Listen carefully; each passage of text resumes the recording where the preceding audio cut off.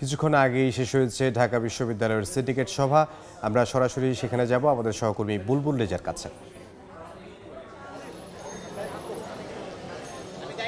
সকাল 10টায় ঢাকা বিশ্ববিদ্যালয়ের উপাচার্যের কার্যালয়ে জরুরি সিন্ডিকেটের সভা অনুষ্ঠিত হয়েছে এবং সেই সভাটি কিছুক্ষণ আগে শেষ হয়েছে এবং সেই সভা শেষ হওয়ার পরপরই বিশ্ববিদ্যালয়ের উপাচার্য, উপ উপাচার্য এবং অন্যান্য যারা বিশ্ববিদ্যালয়ের নীতি নির্ধারণী শিক্ষক সিন্ডিকেটের মেম্বার রয়েছেন তারা বের হয়ে এসেছিলেন।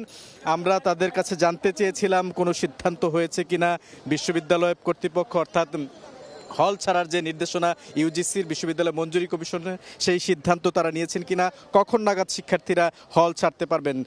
বিশ্ববিদ্যালয়ের উপাচার্য সহ উপাচার্য বা উপাচার্য যারাই ছিলেন তারা কিন্তু এ বিষয়ে কোনো কথা বলেননি। তারা যেটি আমাদেরকে জানিয়েছেন এখন পর্যন্ত কোনো সিদ্ধান্ত হয়নি। তারা কড়া নিরাপত্তার মধ্য দিয়ে আমরা দেখেছি বর্ডার গার্ড বাংলাদেশ পাশাপাশি আইন শৃঙ্খলা রক্ষাকারী বাহিনীর অন্যান্য ইউনিট তাদের কড়া নিরাপত্তার মধ্য দিয়ে বিশ্ববিদ্যালয়ের উপাচার্য এবং উপ উপাচার্য সহ শিক্ষক সমিতির নেতাদের বিশ্ববিদ্যালয়ের যিনি উপাচার্য এস এম মাকসুদ কামাল তার যে বাসভবন রয়েছে সেই বাসভবনে প্রবেশ করিয়ে দেওয়া হচ্ছে। অর্থাৎ বিশ্ববিদ্যালয়ের উপাচার্যের কার্যালয় থেকে শুরু করে বাসভবন এই রাস্তাটুকু আইন শৃঙ্খলা রক্ষাকারী বাহিনীর কড়া নিরাপত্তার মধ্য দিয়ে তাকে পৌঁছে দেওয়া হচ্ছে। আমরা অনেক চেষ্টা করেছিলাম, জানার চেষ্টা করেছি কোনো সিদ্ধান্ত হয়েছে কিনা।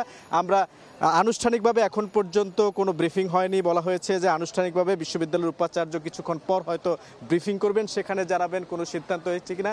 তবে এটি বলেছেন যে এখন পর্যন্ত কোনো সিদ্ধান্ত যেহেতু হয়নি, কথা বলার কি আছে, অর্থাৎ তারা কোনো কথা বলেননি। আমরা সকাল থেকেই দেখেছিলাম পুরো বিশ্ববিদ্যালয়ে কড়া নিরাপত্তা ব্যবস্থা, বিশ্ববিদ্যালয়ের প্রতিটি প্রবেশ মুখে কিন্তু আইন শৃঙ্খলা বাহিনীর অসংখ্য সদস্য মোতায়েন ছিল। কোনো বহিরাগতদের প্রবেশ করতে দেয়া হচ্ছিল না।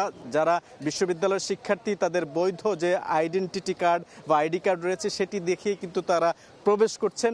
এবং গতকাল রাতেই যেহেতু বিশ্ববিদ্যালয় মঞ্জুরি কমিশন একটি নির্দেশনা দিয়েছিলেন যে বিশ্ববিদ্যালয়গুলো অর্থাৎ দেশের public, private, engineering university, medical college এবং অন্যান্য যে ইনস্টিটিউটগুলো রয়েছে সেগুলো বন্ধ থাকবে অর্থাৎ অনির্দিষ্টকালের জন্য। সে কারণে শিক্ষার্থীদের নিরাপত্তার জন্য হল ত্যাগ করার কিন্তু নির্দেশনা দেওয়া হয়েছিল। সেই নির্দেশনা বাস্তবায়ন করবেন প্রতিটি বিশ্ববিদ্যালয়ের যে নিজস্ব প্রশাসন রয়েছে সেই প্রশাসন। কিন্তু সেই প্রশাসন কিন্তু বৈঠকটি হওয়ার পরেও সিদ্ধান্ত কি হয়েছে সেটি কিন্তু এখন পর্যন্ত জানাতে পারেননি।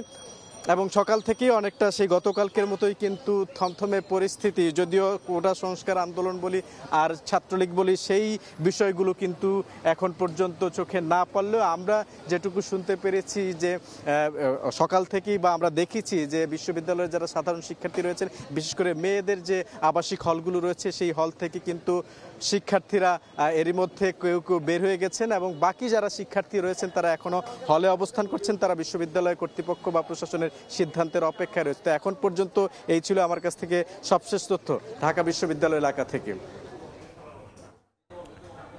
সহকর্মী বুলবুল রেজা যোগ দিয়েছিলেন ঢাকা বিশ্ববিদ্যালয় এলাকা থেকে।